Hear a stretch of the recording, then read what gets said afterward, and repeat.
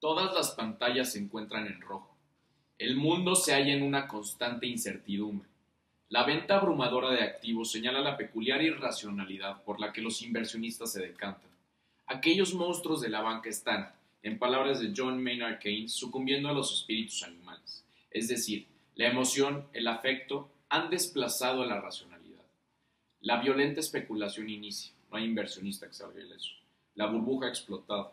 La euforia acabó para dar paso al caos total. Un caos que genera una reducción en la riqueza mundial, provocando, a su vez, una reducción en la disposición a pagar cualquier bien o servicio. En fin, la economía mundial entra en picada. Ahora, la crisis financiera del 2008 es considerada la segunda recesión más grave que ha sufrido el mundo después de la Gran Depresión de 1929. En octubre de 2008, la burbuja explota. Los precios de todas las bienes raíces cayeron exponencialmente. El mercado dejó de creer en esos precios. Ante esta situación, los dueños de casa, quienes habían comprado múltiples terrenos por medio de múltiples hipotecas, tienen dos opciones. Por un lado, pagar la hipoteca, que se había vuelto mucho mayor que el precio de su casa, es decir, se había encarecido y la cual no podían pagar, o por otro lado, ni pensar en pagarla y entrar en bancarrota. La mayoría optó por no pensar y entrar en bancarrota. Ahora, esto provoca que los bonos hipotecarios, los cuales derivaban su rendimiento de aquellas hipotecas y que eran intercambiados constantemente por los bancos, haciendo billones de dólares mediante una especulación indiscriminada, se convirtieran en activos ilíquidos. Es decir, su valor se redujo a niveles muy pequeños. Los bancos, al estar encima del puro aire y al haber comprado gigantescas cantidades de estos activos, entraban en quiebra, simplemente, así de sencillo. Ahora, ¿qué pasa con esto? Pues es decir, hay un estallido sistémico. Esto reduce el crecimiento de la economía mundial a niveles ínfimos, reduciendo el consumo e inversión, reduciendo la demanda agregada. Hoy, el mundo tiene miedo, no sabe cuándo subirán las tasas de interés de la Fed, lo cual es sinónimo de una recuperación económica peor de lo esperada en Estados Unidos. La economía de muchos países emergentes no es la mejor, especialmente China, país cuya bolsa de valores ha sufrido alzas y caídas extremas en los precios de sus activos. Hay guerras a diestra y siniestra, que generan disturbios en los procesos de producción, generalmente afectando la materia prima. Ahora, son muchos factores, realmente son muchos factores los que tienen al mundo en espera, pero hay uno más: la especulación indiscriminada en los precios de los activos. ¿A qué me refiero con esto?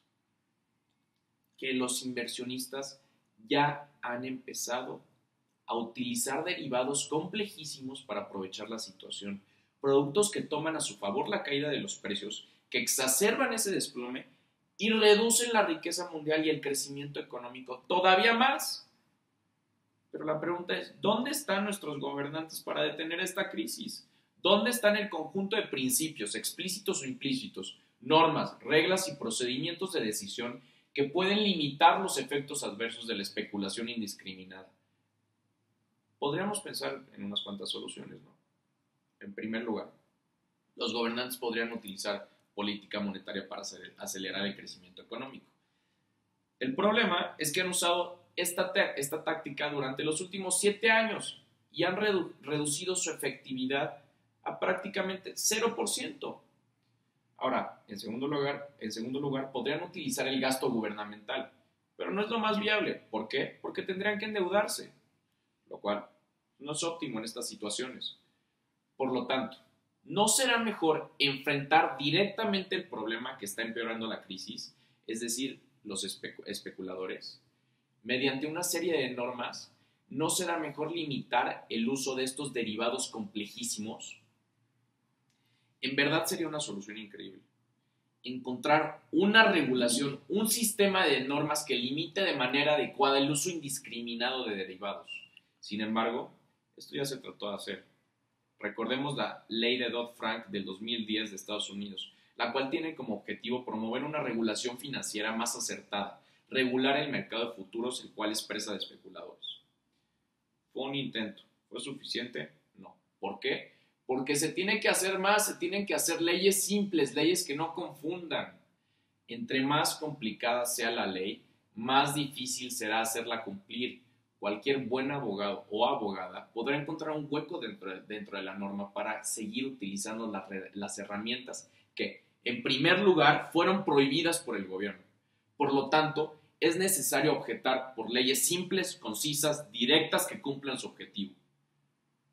Un conjunto de principios, normas y reglas creadas para que converjan las expectativas de todos los actores es necesario. El fortalecimiento del régimen financiero contendrá los espíritus animales de los inversionistas, es decir, mediante incentivos y desincentivos, mediante reglas simples, concisas y directas. Se obstaculizará la especulación indiscriminada, se impedirá la especulación indiscriminada en los precios de los activos. En efecto, chavos y chavas, somos unos animales.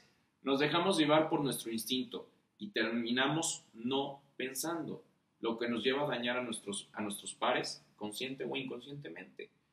Ante esto, ¿no creen que necesitamos de un padre que nos imponga reglas?